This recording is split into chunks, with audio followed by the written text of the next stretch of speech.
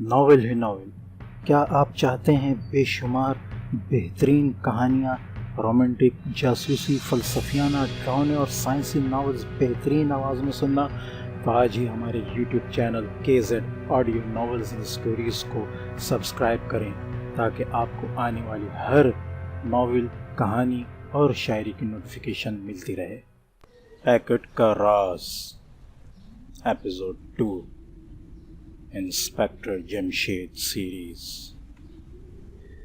محمود اور فاروق دبے پاؤں کمرے میں داخل ہوئے۔ فرزانہ آرام کرسی پر بیٹھی انہیں گھور رہی تھی۔ بہت خوب، میں پوچھ سکتی ہوں تم دونوں نے اتنی دیر کہاں لگائی؟ امی نے صرف 1 گھنٹے کی اجازت دی تھی اور اب 3 گھنٹے ہونے والے ہیں۔ وہ تم سے بہت ناراض ہیں۔ ارے میری بہن، ہمیں ایک بہت ضروری کام کی وجہ سے دیر ہو گئی ہے، آئندہ ہم کبھی دیر نہیں لگائیں گے، محمود بڑبڑایا، حالانکہ فرزانہ سے 1 سال چھوٹی تھی۔ تم ہر روز یہی کہتے ہو، مگر آج تمہیں بتانا پڑے گا کہ وہ کون سا ضروری کام تھا جس کے لیے تمہیں اتنی دیر ہو گئی۔ یہ ہم نہیں بتا سکتے۔ تو میں چلی امی کے پاس۔ فرزانہ تیزی سے اٹھ کر دروازے کی طرف بڑھی۔ ارے محمود دوڑ کر اس کے راستے میں کھڑا ہو گیا۔ اگر تم نہیں بتاؤ گے تو میں ضرور امی کو بتاؤں گی، اور اگر تم مجھے نہیں جانے دو گے تو میں یہیں کھڑے کھڑے شور مچا دوں گی۔ تم سے خدا سمجھے، فاروق نے دانت پیسے۔ میرا خیال ہے کہ اس شیطان کو بتانا ہی ہوگا، محمود نے ہتھیار ڈال لیے، لیکن پہلے اس سے وعدہ لے لو کہ امی سے اس بات کا تذکرہ نہیں کرے گی، فاروق بولا۔ اچھا وعدہ ہے، بتاؤ اب۔ اور محمود اسے دھیمے لہجے میں ساری بات بتانے لگا۔ فرزانہ غور سے سن رہی تھی۔ اس پر ایک غیر معمولی جوش اور خوشی کی کیفیت طاری تھی۔ وہ پیکٹ کہاں ہے؟ بات مکمل ہونے کے بعد فرزانہ نے پوچھا۔ یہ رہا میری جیب میں، ذرا دیکھوں تو۔ محمود نے جیب سے پیکٹ نکال کر اسے دے دیا۔ اس میں تو کچھ کاغذات ہیں شاید۔ ہاں، تو تم صبح انہیں محکمہ سراغ رسانی پہنچانے کا ارادہ رکھتے ہو؟ ہاں بالکل یہی ارادہ ہے۔ تم اپنے ارادے میں کامیاب تو اس وقت ہوگے نا جب یہ پیکٹ یہاں صبح تک محفوظ رہے گا۔ کیا مطلب؟ دونوں بری طرح چونکے۔ ہو سکتا ہے شاہد اپنے دشمنوں کو بتانے پر مجبور ہو جائے کہ کاغذات کہاں ہیں۔ نہیں، ایسا نہیں ہو سکتا۔ مسٹر شاہد بہت سخت جان معلوم ہوتے ہیں، اور پھر انہیں اپنی جان کی اتنی پرواہ نہیں جتنی ان کاغذات کی ہے۔ اگر ایسا ہوتا تو وہ یہ کاغذات دشمنوں کے حوالے کر کے اپنی جان بچا سکتے تھے۔ تم ٹھیک کہتے ہو، مگر ہو سکتا ہے وہ مسٹر شاہد سے بلوانے میں کامیاب ہو جائیں اور پھر ادھر کا رخ کریں۔ فرزانہ کی بات سن کر دونوں سوچ میں ڈوب گئے۔ آخر فاروق نے کہا، میرا خیال ہے فرزانہ ٹھیک کہتی ہے، تو پھر کیا کریں؟ اسے انکل کی تصویر کے پیچھے نہ رکھ دیں؟ فاروق نے تجویز پیش کی۔ وہ وہاں سب سے پہلے دیکھیں گے، فرزانہ بول اٹھی۔ پائیں باغ میں گڑھا کھود کر کیوں نہ دبا دیں؟ میرا خیال ہے کہ یہ بہتر رہے گا، فاروق بولا۔ تینوں پائیں باغ میں پہنچے۔ انہوں نے ایک چاقو کی مدد سے چھوٹا سا گڑھا کھودا اور پیکٹ کو اس میں دفن کر دیا۔ اس کام سے فارغ ہو کر وہ پھر اپنے کمرے میں آئے۔ اچھا میں جاتی ہوں، امی سے کہہ دوں گی کہ تم دونوں سر شام ہی واپس آ گئے تھے اور اب مزے سے سو رہے ہو۔ اور فرزانہ امی کے کمرے کی طرف چل دی۔ ابھی تک نہیں لوٹے وہ دونوں، کہاں رہ گئے آج میں ان کی خبر خوب لوں گی، فرزانہ کو دیکھتی ہی امی بول اٹھی۔ نہیں امی، وہ تو بہت دیر سے آ چکے ہیں اور اپنے کمرے میں سو رہے ہیں، میں انہی کو دیکھنے گئی تھی۔ مگر وہ اندر آئے کیسے؟ مجھے تو پتہ بھی نہیں چلا۔ وہ باغ والی کھڑکی میں سے آئے ہوں گے، اس خیال سے کہ آپ سو چکی ہوں گی اور آپ کی نیند میں خلل پڑے گا۔ اچھا تو اب تم بھی لیٹ جاؤ۔ فرزانہ لیٹ گئی، مگر نیند آنکھوں سے کوسوں دور تھی۔ ابھی 1 گھنٹہ بھی نہیں گزرا تھا کہ کوئی زور زور سے دروازہ کھٹکھٹانے لگا۔ فرزانہ کا دل دھڑک اٹھا۔ دروازہ زور زور سے کھٹکھٹایا جا رہا تھا، لیکن فرزانہ جاگنے کے باوجود بھی نہ اٹھ سکی۔ پھر اس نے دیکھا کہ اس کی امی اٹھ کر دروازے کی طرف جا رہی ہیں۔ بیگم جمشید نے دروازہ کھولا۔ دروازے میں 4 لمبے تڑنگے نوجوان کھڑے تھے۔ ان کے لباس سیاہ تھے، ان میں سے ایک کا چہرہ نقاب میں چھپا ہوا تھا۔ محمود یہاں ہی رہتا ہے؟ کیوں، کیا بات ہے؟ بیگم جمشید کا دل دھڑک اٹھا۔ جو پوچھا ہے اس کا جواب دو۔ ہاں یہیں رہتا ہے، کیا بات ہے، تم کیوں پوچھ رہے ہو؟ کوئی جواب دینے کی بجائے وہ اندر گھس آئے۔ یہ تم کیا کر رہے ہو؟ گھر کے اندر کیوں گھس آئے ہو؟ میں کہتی ہوں باہر نکلو۔ خاموش رہو ورنہ تمہارا گلا دبانا پڑے گا، ان میں سے ایک غرایا۔ کہاں ہے محمود؟ اپنے کمرے میں سو رہا ہوگا، تو چلو اس کے کمرے میں۔ مجبوراً بیگم جمشید محمود اور فاروق کے کمرے کی طرف چل پڑی۔ ابھی وہ راستے میں ہی تھیں کہ ان کے کمرے کا دروازہ کھلا اور وہ دونوں باہر نکل آئے۔ کیا بات ہے امی؟ ان کے منہ سے نکلا۔ پھر ان چاروں پر نظر پڑتے ہی ان کے کلیجے دھک سے رہ گئے۔ تم میں سے محمود کون ہے؟ میں ہوں۔ کیا بات ہے؟ محمود نے بظاہر اکڑ کر کہا۔ وہ پیکٹ کہاں ہے؟ کون سا پیکٹ؟ اتنے انجان نہ بنو، ہمیں سب کچھ معلوم ہے۔ کیا معلوم ہے؟ کیسا پیکٹ؟ یہ کیا معاملہ ہے؟ محمود کی امی سخت حیران تھیں۔ تم خاموش رہو۔ ہاں محمود، پیکٹ کہاں ہے؟ محکمہ سراغ رسانی کے دفتر میں۔ وہاں کیسے پہنچ گیا؟ تم جھوٹ بولتے ہو۔ میں وہ پیکٹ چوکیدار کو دے آیا تھا۔ بکواس کرتے ہو، وہ پیکٹ یہیں کہیں ہوگا، تلاش کرو، نقاب پوش نے اپنے ساتھیوں سے کہا، اور تینوں ادھر ادھر پھیل گئے۔ یہ تم کیا کر رہے ہو؟ یاد رکھو تم سے غیر قانونی حرکت سرزد ہو رہی ہے، اس کے لیے تمہیں جواب دہ ہونا پڑے گا۔ ہم جواب تو اس وقت دیں گے جب تم ہمیں گرفتار کرا سکو گے۔ وہ ہنسا۔ اس گھر میں کتنے افراد رہتے ہیں؟ اس نے پوچھا۔ میں اور یہ دونوں۔ وہ کچھ کہتے کہتے رک گئیں۔ انہیں فرزانہ کا خیال آ گیا تھا جسے وہ اپنے کمرے میں سوتا چھوڑ آئی تھی۔ تلاشی لینے والے بھی وہاں پہنچیں گے، کہیں وہ فرزانہ کو نہ ڈرائیں دھمکائیں۔ اس خیال کے آتے ہی وہ دروازے کی طرف لپکیں۔ کہاں چلیں؟ نقاب پوش غرایا۔ تمہارے آدمی میری چیزوں کو ادھر ادھر نہ کریں۔ نہیں، وہ صرف پیکٹ تلاش کریں گے، کسی اور چیز کو ہاتھ نہیں لگائیں گے۔ بے فکر رہو، ہم چور نہیں ہیں۔ آخر اس پیکٹ میں ہے کیا اور یہاں کیسے پہنچ گیا؟ اس میں قیمتی راز ہے جو ہم تمہیں نہیں بتا سکتے۔ تمہاری خیر اسی میں ہے کہ وہ ہمیں ہمارے حوالے کر دو۔ تمہارا بیٹا خوب جانتا ہے۔ کیوں محمود؟ اس کی امی نے پوچھا۔ ہاں امی، پیکٹ مجھے ملا ضرور تھا، لیکن اب یہاں نہیں ہے۔ میں اسے محکمہ سراغ رسانی کے چوکیدار کو دے آیا ہوں۔ تم جھوٹ بولتے ہو۔ اتنی جلدی تم وہاں پہنچ بھی گئے اور واپس بھی آ گئے۔ تم آخر میری بات کا یقین کیوں نہیں کرتے؟ محمود نے کہا۔ مجھے یقین ہے وہ یہیں کہیں ہے۔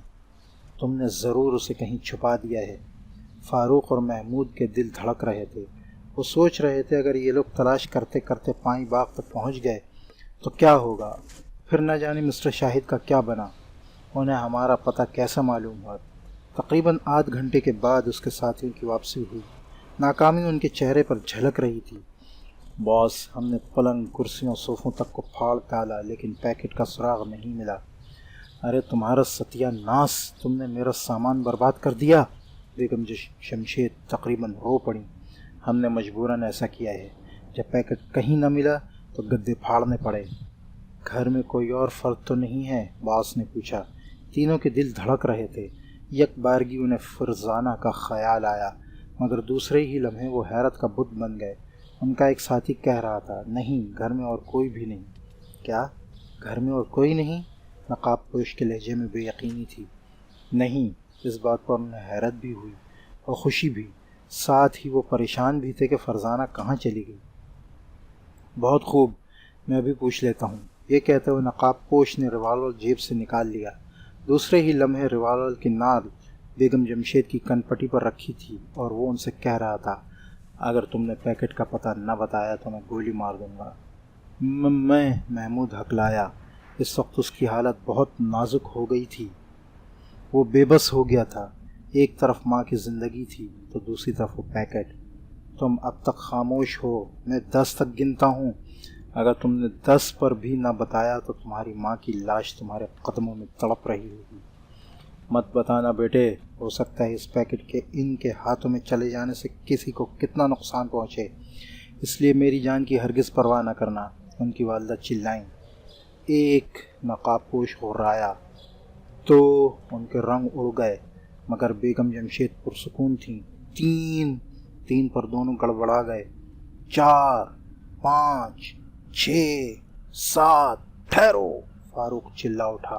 میں بتاتا ہوں، خدا کے لیے ٹھہرو۔ فاروق، خبردار جو تم نے بتایا، بیگم جمشید چلائیں۔ 8، ٹھہرو! اس مرتبہ محمود برداشت نہ کر سکا۔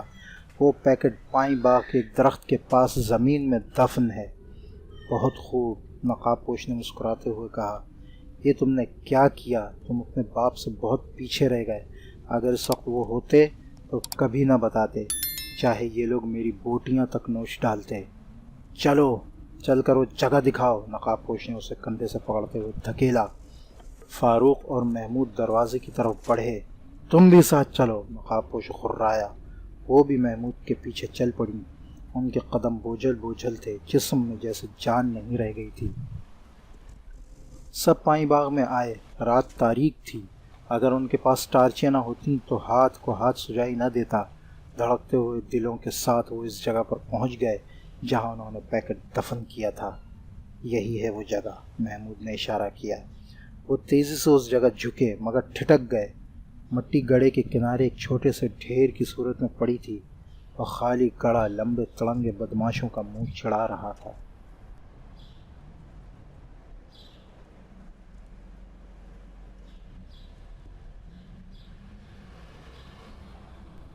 تم جھوٹ بول رہے ہو، تم نے پیکٹ یہاں نہیں چھپایا تھا۔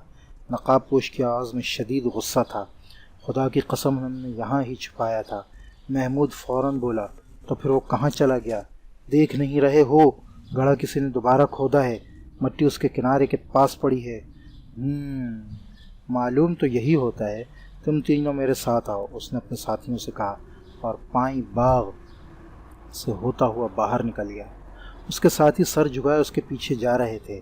ان کے جاتے ہی تینوں نے اطمینان کا سانس لیا۔ ان کی امی نے کچھ کہنے کے لیے منہ کھولا ہی تھا کہ محمود نے ہونٹوں پر انگلی رکھ کر انہیں خاموش رہنے کا اشارہ کیا۔ امی جان، یہ لوگ ابھی یہاں سے جائیں گے نہیں، چھپ کر ہماری نگرانی کریں گے، زبان پر فرزانہ کا نام نہ آنے پائے۔ مگر وہ ہے کہاں؟ ان کی امی نے دھیمے لہجے میں کہا۔ جہاں بھی ہے خیریت سے ہے، اور پیکٹ بھی ضرور اسی کے پاس ہے۔ تم ٹھیک کہتے ہو، آؤ اب اندر چل کر بیٹھے۔ تینوں اندر آئے مگر ان کے چہروں پر خوف تھا۔ سب یہی سوچ رہے تھے کہ فرزانہ کہاں اور کس حال میں ہے، اور پیکٹ کہاں ہے۔ خدا جانے وہ کہاں چھپی ہے۔ پہلے ہم تینوں کمرے دیکھتے ہیں، فاروق نے کہا۔ تم دونوں جاؤ، میں یہیں بیٹھتی ہوں، کہیں وہ لوگ پھر نہ آ جائیں۔ وہ ایک کمرے کی طرف چل پڑے۔ سب سے پہلے وہ امی کے کمرے میں آئے۔ فاروق نے دھیمے لہجے میں پکارا، فرزانہ تم کہاں ہو؟ اب خطرہ سر سے ٹل چکا ہے۔ انہیں کوئی جواب نہیں ملا۔ وہ دوسرے کمرے میں گئے۔ فرزانہ وہاں بھی نہیں تھی، یہاں تک کہ انہیں سارے مکان دیکھ ڈالا، فرزانہ کہیں نہ ملی۔ اب تو ان کی پریشانی کی انتہا نہ رہی۔ وہ پریشان حال واپس امی کے پاس آئے، کہیں فرزانہ باغ میں ہی نہ ہو۔ فاروق نے خیال پیش کیا۔ پائیں باغ میں؟ ان کی امی بے خیالی میں بولی۔ ہاں، کسی درخت پر۔ آپ کو معلوم ہے آج اس نے سبز کپڑے پہنے ہوئے ہیں، لہٰذا اگر وہ کسی گھنے درخت پر چڑھ جائے تو فرشتوں کو بھی نظر نہیں آ سکتی، اور وہ درختوں پر چڑھنے میں تو ہم سے بھی بہت تیز ہے۔ خدا کرے میری بچی ہر طرح محفوظ ہو۔ بیگم جمشید کی آواز بھرا گئی۔ اگر وہ کسی درخت میں چھپ گئی ہے تو اس طرح وہ صبح ہونے تک تو محفوظ ہے، لیکن جو ہی دن نکلا وہ دیکھ لی جائے گی۔ پھر کیا کرنا چاہیے؟ میرا خیال ہے کہ یہ سب کچھ فرزانہ پر ہی چھوڑ دینا چاہیے۔ اس وقت تو وہ ہم سب سے زیادہ عقل مند ثابت ہوئی ہے۔ ہاں، مگر وہ ساری رات درخت کی شاخوں میں رہ کر کیسے گزارے گی؟ امی کی آواز گھبرائی ہوئی تھی۔ ہر کونے پر ایک آدمی موجود ہے۔ اوہ، پھر اب کیا ہوگا؟ میری بچی فرزانہ، وہ اس سے آگے کچھ نہ کہہ سکیں۔ فرزانہ جہاں بھی ہے خیریت سے ہے، محمود بڑبڑایا۔ ہاں کاش، بیگم جمشید کاش کہہ کر چپ ہو گئی۔ کیا کہنا چاہتی ہیں آپ؟ یہ کیا یہی کہ آج ابا جان زندہ ہوتے تو؟ نہیں، میں تو یہ سوچ رہی تھی کہ کاش ہمارے گھر میں ٹیلی فون لگا ہوتا۔ ٹیلی فون تو شیرازی صاحب کے ہاں بھی ہے، فاروق کو اچانک خیال آیا۔ مگر ہم میں سے کوئی شیرازی صاحب کے گھر کیسے پہنچ سکتا ہے؟ دونوں مکانوں کی دیواریں ملی ہوئی ضرور ہیں، لیکن ان کی چھت بہت اونچی ہے اور دروازے کے راستے تو ہم جا ہی نہیں سکتے، ان کی امی نے مایوس لہجے میں کہا۔ دن نکلتے ہی فرزانہ چھپی نہیں رہ سکے گی، اور پیکٹ، یہ بات بھی ہے، تو کیوں نہ ہم اسے تلاش کرنے کی کوشش کریں؟ محمود نے تجویز پیش کی۔ اور پھر محمود ہی کہنے لگا، ذرا میں باہر تو جھانک کر دیکھ لوں، کہیں وہ لوگ موجود تو نہیں۔ محمود کب نچلا بیٹھنے والا تھا۔ ضرور دیکھو، مگر اس طرح کہ انہیں معلوم نہ ہو سکے کہ ہم کیا کر رہے ہیں، فاروق نے اسے خبردار کیا۔ تم فکر نہ کرو، میں بدھو نہیں ہوں۔ یہ کہتے ہوئے وہ اٹھ کھڑا ہوا۔ سب سے پہلے وہ اپنے کمرے میں آیا اور پائیں باغ والی کھڑکی سے باہر جھانکا۔ پھر وہ مکان کی چھت پر چڑھا، لیکن اس نے اپنا سر منڈیر سے اونچا نہیں ہونے دیا۔ اس نے تقریباً اسی حالت میں رہتے چاروں کی طرف دیکھا، پھر دھک سے رہ گیا۔ وہ تیزی سے نیچے اتر رہا تھا۔ کیوں؟ کیا رہا؟ کیا وہ لوگ چلے گئے؟ بیگم جمشید نے پوچھا۔ نہیں امی، وہ مکان کے چاروں کونوں پر کھڑے ہیں، ان کے ہاتھوں میں پہنچ جائے گا۔ اس کا مطلب یہ ہوا کہ ہمیں دن نکلنے سے پہلے کچھ کرنا ہے۔ دیکھو نا، ہم چھت کے راستے شیرازی صاحب کے مکان میں جا سکتے ہیں، نہ دروازے کی طرف سے۔ اس صورت میں ہم صرف ایک طرح وہاں جاتے ہیں، محمود نے مسرت سے کہا۔ اور وہ کیا؟ بیگم جمشید بے چینی سے بولے۔ دیوار کے راستے۔ تمہارا دماغ تو نہیں چل گیا ہے کیا ہم دیوار پر نقب لگائیں؟ یار تم سنو تو صحیح، پوری بات سنتے نہیں اور بیچ میں بول پڑتے ہو۔ اچھا کہو، کیا کہنا چاہتے ہو؟ تمہیں معلوم ہے ہمارے باورچی خانے میں ایک روشن دان ہے۔ اس روشن دان کے دوسری طرف کسی زمانے میں کھلا میدان تھا، اور شاید یہ اسی لیے تھا، لیکن بعد میں شیراز صاحب نے وہ کھلا میدان خرید لیا، اور اب ہمارے باورچی خانے کے دوسری طرف ایک کمرہ بن چکا ہے جو شیرازی صاحب اسٹور کے طور پر استعمال کرتے ہیں۔ اوہ ہاں، بالکل ٹھیک، تم ٹھیک کہہ رہے ہو۔ فاروق کی آواز میں مسرت بھری ہوئی تھی۔ پھر تم کیا کہنا چاہتے ہو کہ میں یا تم اس روشن دان میں سے پھلانگ جائیں؟ فاروق نے کہا۔ ہاں، محمود نے کہا، اس روشن دان کے دوسری طرف چھلانگ لگانا اتنا آسان نہیں جتنا تم سمجھ رہے ہو۔ تم ضرور سر کے بل گرو گے۔ میری تجویز یہ ہے کہ ایک رسی باورچی خانے میں کسی چیز سے باندھ کر روشن دان سے دوسری طرف یعنی شیرازی صاحب کے گھر میں لٹکا دی جائے۔ میں میز پر ایک چھوٹی میز اور اس پر کوئی اسٹول رکھ کر روشن دان تک پہنچ کر رسی کے ذریعے دوسری طرف لٹک جاؤں، اور پھر آہستہ آہستہ دوسری طرف اتر جاؤں۔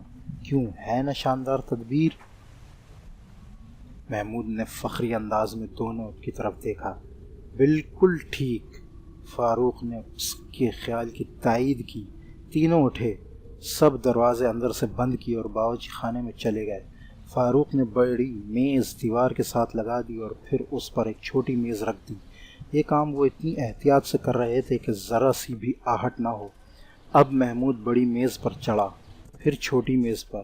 چھوٹی میز پر کھڑے ہو کر اس نے ہاتھ روشن دان کی طرف بڑھائے۔ اس کی انگلیاں روشن دان سے صرف 3 انچ کے فاصلے پر تھیں۔ اس نے ایڑیاں اوپر اٹھائیں، مگر ہاتھ پھر بھی روشن دان تک نہ پہنچ سکے۔ وہ آہستہ آہستہ نیچے اتر آیا۔ کوئی 1 فٹ اونچی چیز اور ہونی چاہیے، تب میں روشن دان تک آسانی سے پہنچ سکوں گا۔ فاروق گیا اور ساتھ والے کمرے سے ایک اسٹول اٹھا لایا۔ بس اب ٹھیک ہے، لو بھائی۔ فاروق، اب میں چلا، خدا حافظ۔ محمود پہلے بڑی میز پر چڑھا، پھر فاروق سے بولا، لاؤ مجھے رسی پکڑا دو۔ فاروق نے رسی کا دوسرا سرا اس کے ہاتھ میں دے دیا۔ وہ دوسری میز پر چڑھ گیا، لیکن ابھی تیسری میز پر چڑھنے کے لیے پاؤں اٹھایا ہی تھا کہ عین اس وقت دروازہ زور زور سے دھڑدھڑایا جانے لگا۔ ان کے دل دھک سے رہ گئے۔